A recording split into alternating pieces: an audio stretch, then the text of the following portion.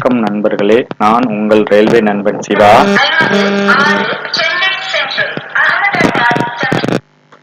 வணக்கம் நண்பர்களே, இன்னைக்கு நாம என்ன பார்க்க போறோம் அப்படின்னா ரயில்வே வாரியத்தின் ஏஎல்பி எனப்படும் அசிஸ்டன்ட் லோகோ பைலட்டுக்கான அபிஷியல் நோட்டிபிகேஷன் வெளியிடப்பட்டு விட்டார்கள். அதேபோல் இன்னையிலிருந்து ஆன்லைன்ல விண்ணப்பிக்கலாம் என்றும் சொல்லிட்டாங்க.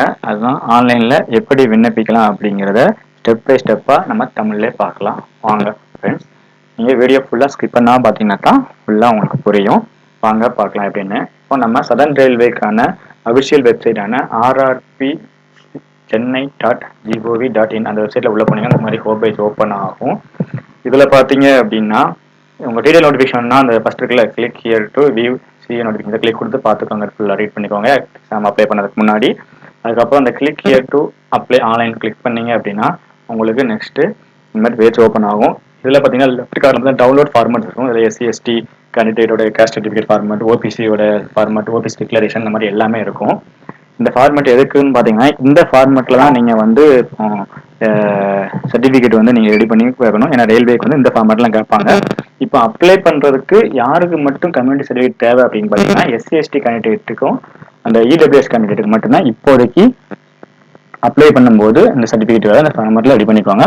மற்ற எல்லாருக்குமே டாக்குமெண்ட் வெரிஃபிகேஷனுக்கு போகும்போது மட்டும் தான் தேவைப்படும். அது எல்லாம் பார்த்துக்கோங்க. அந்த ஃபார்மேட்டில் பார்த்தீங்கன்னா அந்த இருக்கு பாருங்க, என்னென்ன ஃபார்மேட் இதுன்னு பார்த்தீங்கன்னா இதுதான் எஸ்சிஎஸ்சியோட கம்யூனிட்டி சர்டிஃபிகேட். அதே மாதிரி இது ஓபிசி ஓபிசி செல்ஃப் டிக்ளரேஷன் இந்த மாதிரி இருக்கும். அடுத்து நீங்கள் அப்ளை பண்ணுறதுக்கு அப்ளை ரைட் சைடில் இருக்க அப்ளை கொடுத்தீங்கன்னா கிரெடிட் அக்கௌண்ட் கேட்கும். இதை கொடுத்தீங்க அப்படின்னா அடுத்து இந்த மாதிரி பேஜ் ஓப்பன் ஆகும். இதில் பார்த்தீங்கன்னா அவங்க எக்ஸாம் ஃபீஸ் யாராவது என்னன்னு கேட்டிருக்கோம். அது ஈஆருக்கு ஓபிசிக்கு பார்த்தீங்கன்னா 500 ரூபாய். அதே மாதிரி எஸ்சி எஸ்டி எக்ஸர்வீஸ்மென் ஃபீமேல் கேண்டிடேட்ஸ்க்கு 250 இருக்கும். அது பார்த்தீங்கன்னா என்னென்ன தேவைப்படுது, அதே மாதிரி ஃபோட்டோ இப்போ என்ன நீங்கள் டாக்குமெண்ட் உங்களுக்கு இப்போதைக்கு என்ன டாக்குமெண்ட் தேவை அப்லோட் பண்ணுறதுன்னு பார்த்தீங்கன்னா உங்களுடைய ரீசெண்ட் பாஸ்போர்ட் சைஸ் ஃபோட்டோ, அதாவது வித் ஒயிட் பேக்ரவுண்ட். அதாவது ஸ்பெக்ஸ் அணிந்திருந்தாலே நீங்கள் ஸ்பெக்ஸ் போடுறீங்கனாலே நீங்கள் எலிஜிபிள் கிடையாது லோகோ பைலட்டை பொறுத்தளவில். ஆனாலும் நீங்கள் ஃபோட்டோவில் ஸ்பெக்ஸ் போட்டீங்கன்னா அது டார்க் ஸ்பெக்ஸ் போட்டிருக்க கூடாது, கேப் வச்சிருக்க கூடாது ஃப்ரெண்ட்ஸ். இது வந்து 30 to 70 கேபிக்குள்ள ஃபோட்டோ ரெடி பண்ணி வச்சுக்கோங்க. அதே மாதிரி இதே 12 காப்பி நீங்கள் கையில் கார்டு காப்பி வச்சுக்கணும். ஏன்னா நீங்கள் சிபிடி 1 எக்ஸாம் போகும்போதும் சிபிடி 2 எக்ஸாம் போகும்போதும் கம்ப்யூட்டர் பேஸ்ட் ஆப்டிடியூட் டெஸ்ட் போகும்போதும் அதே மாதிரி டாக்குமெண்ட் வெரிஃபிகேஷன் போகும்போதும் இந்த ஃபோட்டோஸ் சேம் ஃபோட்டோஸ் தான் கேட்பாங்க. அதனால இதை வச்சுக்கோங்க. அடுத்து பார்த்தீங்கன்னா ஸ்கேன் உங்கள் இமேஜ் அதுவும் 30 to 70 கேபிக்குள்ள இருக்கணும் ஃப்ரெண்ட்ஸ். அதுக்கு கேஸ்ட் சர்டிஃபிகேட் வந்து எஸ்சி எஸ்டி கேண்டிடேட் மட்டும் அந்த ஃபார்மேட்டில் கேஸ்ட் சர்டிஃபிகேட் ரெடி பண்ணி வச்சுக்கோங்க. அது பிடிஎஃப் ஃபார்மேட்டில் 500 கேபிக்குள்ள இருக்கணும் ஃப்ரெண்ட்ஸ். அதுக்கு ஸ்க்ரோல் பண்ணீங்க அப்படின்னா செக் பாக்ஸ் இருக்கும். அந்த கிளிக் கொடுத்துட்டு நெக்ஸ்ட் கொடுத்தீங்க அப்படின்னா உங்களுடைய பேசிக் டீடைல்ஸ் கேட்கும். கிரெடிட் அக்கௌண்ட்டில் நீங்கள் இதுக்கு முன்னாடி ரயில்வேல டிபார் இருக்கீங்களா, ரயில்வே எக்ஸாமில் அது மால் பார்ட்டிஸ் பண்ணி எஸ்ன்னா எஸ் கொடுக்கணும். நோ எஸ்ன்னு கொடுத்தாலே அடுத்து நீங்கள் இதுக்கு அப்ளை பண்ண வராது. ஸோ நோன்னு கொடுத்துக்கோங்க. அடுத்து நீங்கள் ஏதாவது லேசிக் சர்ஜரி கண்ணில் ஏதாவது சர்ஜரி பண்ணிக்கான்னு கேட்குது. எஸ்னா எஸ், நோ எஸ்ன்னு கொடுத்தாலே அதுவுமே நீங்கள் எலிஜிபிள் கிடையாது. அப்புறம் நீங்கள் பர்சன் வித் மார்க் டிசபிலிட்டி நீங்கள் ஏதாவது ஊனமுற்றோன்னு கேட்குது. எஸ்னா எஸ், நோ கொடுத்துருங்க. அடுத்து உங்களுடைய நேஷனாலிட்டி கேட்குது. அதில் இந்தியன் கொடுத்துட்டு கீழே ஸ்க்ரோல் பண்ணீங்க உங்களுக்கு பேசிக் இன்ஃபர்மேஷன் கேட்கும். அதில் உங்கள் நேம் ஃபுல் நேம் டைப் பண்ணிக்கோங்க. 10th மார்க் ஷீட்டில் இருக்கிற மாதிரி நேம் கரெக்டாக உங்கள் ஸ்பெல்லிங், அதாவது உங்களுடைய நேம் இப்போ உங்கள் அப்பா நேம் அப்படி இருந்துச்சுன்னா அப்படி டைப் பண்ணிக்கோங்க. இல்லை இனிஷியல் மட்டும் பின்னாடி இருந்துச்சுன்னா பண்ணிக்கோங்க. இனிஷியல் இல்லாமல் 10th இருந்துச்சுன்னா அதே மாதிரி இப்போ டைப் பண்ணிட்டு அதே மாதிரி ரீடைப் பண்ணிக்கோங்க. இதில் இப்போ என்ன கொண்டு வந்தாங்கன்னா முன்னாடி வந்து எல்லாரும் என்ன சொன்னாங்கன்னா நேம் கேட்கும், அப்படியே டேட்டு கேட்கட்டும். ஏதாவது ஸ்பெல்லிங் மிஸ்டேக் வந்தாலும் நம்மளுக்கு நம்ம தெரியாமல் பண்ணிடுவோம். இப்போ என்ன அதை தவிர்க்கிறதுக்கு விதமாக என்ன கொடுத்தாங்கன்னா ரீடைப்னு கொடுத்துருக்காங்க. நீங்கள் இது சேம் இங்கே கரெக்டாக இங்கே டைப் பண்ணிங்கன்னா தான் இதில் டிக் மார்க் க்ரீன் டிக் மார்க்கும் இல்லாட்ட வராது, இல்லைன்னா 2 மார்க் வரும். நீங்கள் அடுத்த ப்ரொசீஜர் போக முடியாது. ஏதோ தப்பு இருக்குன்னு பார்க்கும்போது நம்ம ஏதோ நேமில் ஏதோ டேட் ஆஃப் பர்த்ல ஏதோ தப்பு பண்ணியிருக்கோம், கரெக்டாக நம்மளை பண்ணிக்கலாம். அதனால எந்த பிரச்சனையும் வராது. அதே மாதிரி இங்கே பாருங்கள், நான் டேட் ஆஃப் பர்த்தில் பாருங்கள் இந்த பக்கம் 31/3/95 அப்படின்னு டைப் பண்ணிட்டு இங்கே 30 தப்பாக டைப் பண்ணிட்டேன். ஆனால் இங்கே பாருங்கள் இதில் 2 மார்க் அடிச்சு. ஸோ அடுத்த ஸ்டெப்பு போகாது. ஸோ இது ஒரு நல்ல ஒரு ஃபீச்சர் தான். அடுத்து பார்த்தீங்கன்னா மேலே பார்த்தீங்கன்னா இதில் நீங்கள் இதுக்கு முன்னாடி கெசட்டில் நேம் சேஞ்ச் பண்ணியான்னு கேட்குது. சேஞ்ச் பண்ணிங்கன்னா எஸ்ன்னு கொடுத்துருங்க, அந்த நேமை கேட்கும். இல்லைன்னா நோன்னு கொடுத்துருக்காங்க. அடுத்து உங்களுடைய பாலினம் ஆனா பெண்ணா 3ஆம் மத்தவங்க கொடுத்துருவாங்க. அதோடைய ஃபாதர் நேம் 2 பக்கமே சேமாக டைப் பண்ணிக்கணும். அதேமாதிரி மதர் நேம் 2 சேவ் பண்ணிவிட்டு கீழே ஸ்க்ரோல் பண்ணீங்க அப்படின்னா இதெல்லாம் பண்ணிவிட்டு கீழே ஸ்க்ரோல் பண்ணீங்க அப்படின்னா உங்களுடைய ஆதார் நம்பர் கேட்கணும். ஆதார் வச்சுருந்தீங்க ஆதார் நம்பர், இல்லைன்னா ஆதார் கார்டை கொடுத்து வேறு ஏதாவது ஐடி ப்ரூஃப் கேட்கும், கொடுத்துக்கலாம். இப்போ ஆதார் மோஸ்ட்லி நீங்கள் ஆதார் யூஸ் பண்ணுறது நல்லது.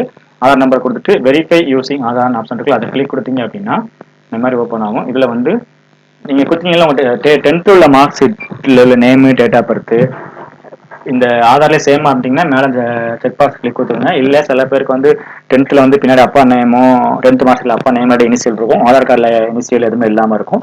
அப்படிங்கும்போது அதை செக் பாக்ஸ் கிளிக் கொடுக்காம நீங்கள் எப்படி நீங்கள் ஆதார் கார்டில் இருக்கோ அதை ரைட் சைடு அதே மாதிரி கிளிக் பண்ணி எடுத்து வந்துட்டு செக் பாக்ஸை கிளிக் கொடுத்துட்டு கீழே ஸ்க்ரோல் பண்ணீங்கன்னா அந்த ஆதார் வெரிஃபைன்னு சொல்லி காட்டிடும். அடுத்து உங்களோட மெயில் ஐடி கொடுத்துக்கோங்க. அதுக்கு கொடுத்து எங்கே என்டர் பண்ணீங்கன்னா உங்களுக்கு ஓடிபி வரும், அதை இங்கே டைப் பண்ணிக்கோங்க. அதே மாதிரி உங்களோட மொபைல் நம்பர் கொடுத்துருவாங்க. அது ரெண்டும் உங்களுக்கு தேவை. அடுத்தடுத்து இதுதான் உங்களுக்கு தேவை. அதனால ஆக்டிவாக இருக்க mail idea active phone number கொடுத்து கீழே பார்த்தீங்கன்னா கிரியேட் பாஸ்வேர்ட் இருக்கும். அதில் உங்கள் பாஸ்வேர்டை கிரியேட் பண்ணிக்கோங்க. பாஸ்வேர்டு கண்டிப்பாக ஒரு கேப்ஸ் லெட்டரில் ஒரு இருக்கணும், ஸ்மால் லெட்டர் இருக்கணும், ஸ்பெஷல் கேரக்டர் நம்பர் எல்லாம் மிக்ஸ் பண்ணி மினிமம் 8 கேரக்டர்ஸ்க்கு மேலே இருக்கணும். கன்ஃபார்ம் பாஸ்வேர்டே கொடுத்தீங்கன்னா கிளிக் ஆயிரும். அதே மாதிரி கேப்ஸா கொடுத்து கிளிக்கிங்கன்னா உங்களுக்கு நீங்கள் கொடுத்த டீடைல்ஸ் எல்லாம் ஒரு ப்ரிவியூ காட்டும். எல்லாம் கரெக்டானு ஒன்ஸ் செக் பண்ணிவிட்டு செக் பாக்ஸ் இருக்கும், அதுலேயும் செக் பாக்ஸ் கொடுத்துட்டு சப்மிட் கொடுத்தீங்க அப்படின்னா உங்களுடைய அக்கௌண்ட் கிரியேட் ஆயிரும். அதுக்கப்புறம் அந்த அப்ளை போனோம்ல அதில் இல்லை ஐ ஹேவ் கிரியேட் போனீங்கன்னா இந்த மாதிரி உங்களுடைய பேஜ் ஓப்பன் ஆகும். இதில் யூசர் நேமில் உங்களுடைய மொபைல் நம்பர் இல்லைன்னா உங்களுடைய மெயில் ஐடி கிளிக் பண்ணி கீழே நீங்கள் கிரியேட் பண்ண பாஸ்வேர்டும் கேப்ஸாவும் கிளிக் பண்ணீங்க அப்படின்னா லாக்இன் கொடுத்துட்டீங்க அப்படின்னா உங்களுடைய அடுத்த அப்ளிகேஷன் ப்ராசஸ் ஸ்டார்ட் ஆகும். இதில் நீங்கள் என்னென்னு காட்டும். இதில் பார்த்தீங்கன்னா நீங்கள் எக்ஸாம் வந்து 13 + 2 language, 13 regional language plus Hindi plus இங்கிலீஷில் 15 லாங்குவேஜ் எல்லையும் நீங்கள் வந்து எக்ஸாம் எழுதிக்கலாம். அடுத்து இங்கே பார்த்தீங்கன்னா என்ன நீங்கள் அப்ளை பண்ண எந்த ரீஜனுக்கு அப்ளை பண்ணுற போகிறீங்கன்னு கேட்குது. Select RRB for which you wish to apply. இதில் கிளிக் கொடுத்தீங்கன்னா இதில் என்ன இதுக்கு அப்ளை பண்ணி இருக்குது. அது வந்து நீங்கள் சென்னை ரீஜனுங்க சென்னை.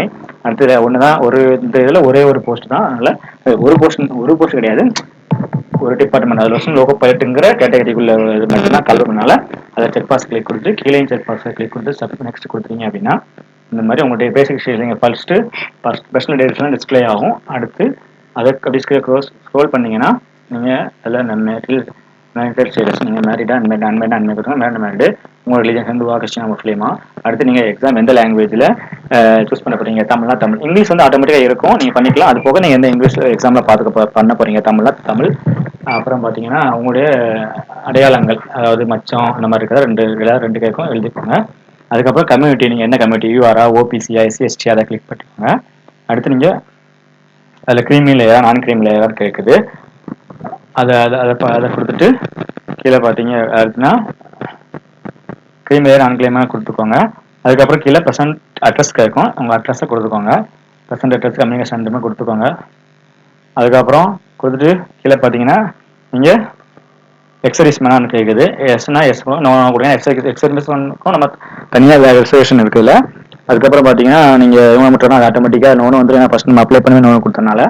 அப்புறம் பார்த்தீங்கன்னா நீங்கள் அதாவது எக்கனாமிக்கல் பேக்வர்டு கிளாஸா யூஆரில் வந்து 10% வரைக்கும் இருக்குல்ல, அதில் வரைக்கும் கேட்குறது. எஸ்னா எஸ் நோன்னு கொடுத்துருங்க. அதுக்கப்புறம் நீங்கள் வந்து டீடைல்ஸ் ஆஃப் சர்விங் ரயில்வே, நீங்கள் இதுக்கு முன்னாடி ஆல்ரெடி ரயில்வேல குரூப் சியோ குரூப் டியோ ஒர்க் பண்ணிட்டு இருக்கீங்களா அப்படின்னு கேட்குது. எஸ் அப்படின்னு கொடுத்துட்டாலே என்ன ஆகும்னா எஸ் கொடுத்தாலே இந்த மாதிரி ஓப்பன் ஆகும். NOC is mandatory at the time of document verification. நீங்கள் என்ஓசி உங்கள் ஆஃபீஸில் வந்து வாங்கி வச்சுக்கணும். அதை கொடுத்து ஐ அண்டர்ஸ்டாண்ட் அட் அக்ரி கொடுத்துட்டாலே ஆட்டோமேட்டிக்காக உங்களுக்கு இந்த மாதிரி வந்துடும். அதில் நீங்கள் அதாவது ரயில்வேல ஒர்க் பண்ணிட்டு இருக்கீங்க அப்படின்னா எஸ் கொடுங்க, இல்லை நார்மல் ஓபன் கண்டினா நோட் கொடுத்துருங்க. அடுத்து உங்களுக்கு அடுத்த ஸ்டெப் போயிடும். இப்போ ரயில்வேல ஒர்க் பண்ணிட்டு இருக்கவங்களுக்கு மட்டும் சின்ன இது எஸ் கொடுத்தீங்கன்னா ஒரு 2-3 ஃபில் பண்ண வேண்டியிருக்கும், அதை மட்டும் பார்த்துக்கலாம். ஸ்டில் ஒர்க்கிங் பண்ணுறேன்னு கேட்குது. எஸ் ஒர்க் பண்ணி எஸ்ன்னு கொடுத்துருங்க இன்ன வரைக்கும். அது நீங்கள் வந்து என்ஓசி அப்ளை பண்ணி எஸ்ன்னு கொடுத்துருங்க. அதே மாதிரி என்ன கேட்டகரி, நீங்கள் குரூப் சியா குரூப் டியா பார்த்துக்கோங்க.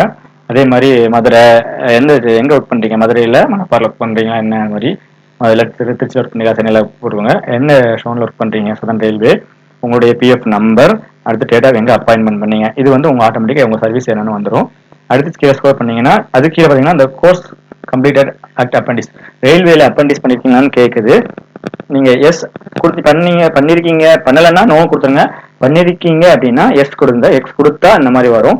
என்ன டேட்டில் நீங்கள் பண்ணீங்க, எப்போ ஸ்டார்ட் ஆச்சு ட்ரைனிங், எப்போ முடிஞ்சு, எவ்வளோன்னு அது ஆட்டோமேட்டிக்காக வரும். அடுத்து சர்டிஃபிகேட் நம்பரு சர்டிஃபிகேட் டேட்லாம் ஃபில் பண்ணிக்கோங்க. நீங்கள் அப்ரண்டிஸ் முடிக்கல, ஒன்லி 10th + ITI அடுத்து டிப்ளமோ இன்ஜினியரிங் மட்டும் முடிச்சிங்கன்னா அது நோ கொடுத்துக்கோங்க, உங்களுக்கு இதெல்லாம் வராது. அடுத்து கீழே பேங்க் டீடைல்ஸ் இருக்கும், பேங்க் டீடைல்ஸ் ஃபுல்லாக ஃபில் பண்ணிக்கோங்க. எதுக்கு பேங்க் டீடைல்ஸ்னா உங்களுக்கு எக்ஸாம் ஃபீஸ் வந்து ரீஃபண்ட் ஆகும். சிபிடி ஒரு எக்ஸாம் நீங்கள் அட்டன் பண்ணாலே, நீங்கள் பாஸ் அவுட் ஃபெயில் அட்டன் பண்ணாலே உங்களுக்கு அதான் 500 ரூபாய்க்கு கீழே 500 ரூபா கட்டினவங்களுக்கு 400 ரூபா ரிட்டர்ன் ஆகும், 250 ரூபா கட்டினவங்களுக்கு அப்படியே 250 ரூபாயும் ரீஃபண்ட் ஆகும். அதனால உங்கள் அக்கௌண்ட் நம்பர் கரெக்டாக நீங்கள் டெலிட் பண்ணிக்கோங்க. அடுத்து பார்த்தீங்கன்னா பண்ணிட்டு அடுத்து போனீங்க அப்படின்னா இந்த மாதிரி ஓப்பன் ஆகும். இல்லை உங்களுடைய குவாலிஃபிகேஷன் டீட்டெயில்ஸ் ஃபில் பண்ணணும். அதில் பார்த்தீங்கன்னா உங்களுடைய ஃபஸ்ட்டு 10th டீட்டெயில்ஸ் தான் கேட்கும். அதில் 10th எந்த ஸ்டேட்டில் படிச்சீங்க, எந்த மாநிலம், எந்த போர்ட், ஸ்டேட் போர்டா சென்ட்ரல் போர்டா அந்த மாதிரி கேட்கும். ரேட் ஆஃப் பாசிங், அது உங்களுடைய 10th ரோல் நம்பர் கேட்குது, அதையும் ஃபில் பண்ணிட்டு அடுத்து ஆட் பார்த்தீங்கன்னா அடுத்த குவாலிஃபிகேஷன் என்ன குவாலிஃபிகேஷன் இருக்குது. அதாவது அடுத்த குவாலிஃபிகேஷன்னா அடுத்து நம்ம 4 விதமான குவாலிஃபிகேஷனை லோ பொலிட்டிக் எலிஜிபிள். அதாவது நீங்கள் ரயில்வேல அப்ரெண்டிஸ் பண்ணியிருக்கணும், இல்லைனா 10th + ஐடி முடிச்சிருந்தாலே போதும், இல்லைனா டிப்ளமோ, இல்லைனா இன்ஜினியரிங். இதில் நீங்கள் என்ன கேட்குது, நான் இப்போ இன்ஜினியரிங்ல கடைசியில் இன்ஜினியரிங் கொடுத்தேன் அப்படின்னா நீங்கள் இன்ஜினியரிங்கில் என்ன டிசிப்ளினு, என்ன ஸ்டேட்டு, என்ன டிஸ்ட்ரிக்ட்டு, என்ன காலேஜ், எங்களுடைய டேட் ஆஃப் பாசிங் அந்த மார்க் ஷீட்டில் இருக்கும், அந்த டேட்டை கேட்கணும். கொடுத்துட்டு ஆடு கொடுத்து நெக்ஸ்ட் ஆடு கொடுத்தோன்னா இந்த மாதிரி ஒரு நெக்ஸ்ட் கொடுத்தோன்னா அடுத்து என்னுடைய ஃபோட்டோ சிக்னேச்சர் அப்லோட் பண்ணுற பேஜ் வரும். ஃபோட்டோ பார்த்தீங்கன்னா இந்த மாதிரி ஒயிட் பேக்ரவுண்ட் இருக்கணும், கேப் போட்டுக்கூடாது, கண்ணாடி போட்டிருந்தாலும் டார்க் கண்ணாடி போடக்கூடாது. கண்ணாடி போட்டாலும் ஆல்ரெடி எலிஜிபிள் இல்லை, இருந்தாலும் அவங்க சொன்னால் டார்க் கிளாஸு வந்து கேப் போட்டுக்கூடாதுன்னு சொல்லியிருக்காங்க. அது ஸ்ட்ரைட்டாக இருக்கணும், சைடாக திரும்பி இருக்கக்கூடாது ஃப்ரெண்ட்ஸ். அடுத்து உங்களுடைய ஃபோட்டோ வந்து 30 to 70 KB இருக்கணும், பார்த்துக்கோங்க. அதே மாதிரி இதே காப்பியை எந்த ஃபோட்டோ அப்லோட் பண்ணுறீங்களோ அதை வந்து 12 காப்பி ஹார்ட் காப்பி வச்சுக்கோங்க. ஃபியூச்சர் எக்ஸாமுக்கு டாக்குமெண்டேஷன் தேவைப்படும். அது மாதிரி கீழே சைன் பண்ணிங்கன்னா சைனும் அதே மாதிரி அப்லோட் பண்ணணும். அதுவே 30 to 70 KB அப்லோட் பண்ணணும். பண்ணிட்டு கொடுத்தீங்க அப்படின்னா நீங்கள் இது வரைக்கும் அதை அடுத்து நீங்கள் அடுத்து நீங்கள் வேறு ஏதாவது இல்லை சேஞ்ச் பண்ண போகிறீங்களா, 7 ரயில் இப்போ வேறு கேட்குது. இல்லைன்னா ஒன்றுமே பண்ண வேண்டாம். இதில் இந்த செக் பாக்ஸ் கிளியர் கொடுத்துட்டு எந்த பிளேஸ் நீங்கள் மதுரை பிரச்சனை எல்லாம் பண்ணி கொடுத்துட்டு கீழே சப்மிட் கொடுங்க. இந்த மாதிரி நீங்கள் இது வரைக்கும் அப்ளை பண்ணுறது டிஸ்பிளே ஆகும் ப்ரிவியூவா. இதை ஃபுல்லாக நீங்கள் செக் பண்ணிக்கோங்க. இன்னொரு ஒன்ஸ் கிளான்ஸாக தப்படிக்கலாம், தப்பு பண்ணியிருந்தீங்க அப்படின்னா மாற்றிக்கலாம், எடிட் பண்ணிக்கலாம். அதுக்கப்புறம் சப்மிட் ஃபைனலாக கொடுத்துட்டீங்கன்னா நீங்கள் எதுவுமே இது கரெக்ஷன் பண்ண முடியாது ஃப்ரெண்ட்ஸ். இப்படி ஃபுல்லாக செக் பண்ணிக்கோங்க, என்னென்ன ட்ரேட் கரெக்டாக கொடுத்துருங்களா, உங்கள் டேட் ஆஃப் பர்த்லேருந்து நேமு, எஜுகேஷன் குவாலிஃபிகேஷன்லேருந்து உங்கள் ப்ரிஃபரன்ஸ்லேருந்து எல்லாம் கரெக்டாக கொடுத்தீங்களான்னு பார்த்துக்கோங்க. கொடுத்துட்டு இந்த செக் பாக்ஸ் கிளிக் கொடுத்து சப்மிட் கொடுத்தீங்க அப்படின்னா ஆட்டோமேட்டிக்கல் டிஸ்பிளே ஆகும். Applicant will not be able to make any correction இந்த ஆன்லைன் அப்ளிகேஷன் ஆஃப்டர் சப்மிஷன் அப்படின்னு. அதாவது இந்த சப்மிட் கொடுத்தீங்கன்னா நீங்கள் எது கரெக்ஷன் பண்ண முடியாது. ஸோ சப்மிட் கொடுத்துட்டு அடுத்து போனீங்கன்னா அடுத்து என்னன்னா உங்களுடைய பேமெண்ட், அது எக்ஸாம் ஃபீஸ் பேமெண்ட் போகும். இது எப்படி பார்த்தா அதே மாதிரி முன்னாடியே பார்த்த மாதிரி யூஆருக்கும் ஓபிசிக்கும் 500 ரூபாய், SC/ST எக்ஸ்-சர்வீஸ்மேன் ப்ளஸ் ஃபீமேல் கேண்டிடேட்ஸ்க்கெலாம் 250 ரூபா ஃப்ரெண்ட்ஸ். கொடுத்துட்டு இதில் பே கொடுத்தீங்கன்னா உங்கள் பே ஆகி ஃபைனலாக உங்களுடைய ஃபைனல் அப்ளிகேஷனும் வந்துடும். அந்த இதை நீங்கள் பிடிஎஃபாக நீங்கள் மெயிலே சேவ் பண்ணி வச்சுக்கோங்க, பிரிண்ட் அவுட் எடுத்து வச்சுக்கோங்க. ஏன்னா அடுத்து டாக்குமெண்ட் வெரிஃபிகேஷன் போடுறப்போ உங்களுக்கு தேவைப்படும். அதே மாதிரி எக்ஸாமுக்கு கால் டிக்கெட் எடுக்க போக நம்பர் எல்லாமே தேவைப்படும் ஃப்ரெண்ட்ஸ். ஸோ வீடியோ பிடிச்சிருந்தா லைக் பண்ணுங்கள் ஃப்ரெண்ட்ஸ். இந்த முறை நம்ம தமிழகத்தில் உள்ள அசிஸ்டன்ட் லோகோ பைலட்டுக்கு நம் தமிழ் இளைஞர்களை அதிகம் பேர் பணியில் சேர வாழ்த்துகிறேன். கண்டிப்பாக அனைவரும் முயற்சியுடன் பயிற்சி செய்யுங்கள். கண்டிப்பாக வெற்றி நிச்சயம். வீடியோ லைக் பண்ணுங்கள், கமெண்ட்ஸ் பண்ணுங்கள். ஏதாவது டவுட்னா கமெண்ட்ஸ் பண்ணுங்கள் ஃப்ரெண்ட்ஸ். இந்த ஃபுல் டீட்டெயில் நோட்டிஃபிகேஷன் டிஸ்கிரிப்ஷனில் கொடுக்குறேன், அதையும் பார்த்துக்கோங்க. குவாலிஃபிகேஷன் என்னென்ன குவாலிஃபிகேஷன் அந்த டீட்டெயில்ஸோட வீடியோ லிங்கும் டிஸ்கிரிப்ஷனில் கொடுக்குறேன், பார்த்துக்கோங்க ஃப்ரெண்ட்ஸ். கண்டிப்பாக சப்ஸ்கிரைப் பண்ணாங்க சப்ஸ்கிரைப் பண்ணுங்கள், பெல் பட்டனை கிளிக் பண்ணுங்கள். அப்போ தான் அடுத்தடுத்து நான் போடுற ரயில்வே பற்றியான அப்டேட்டு உங்களுக்கு உடனுக்குடன் வரும். நன்றி, வணக்கம்.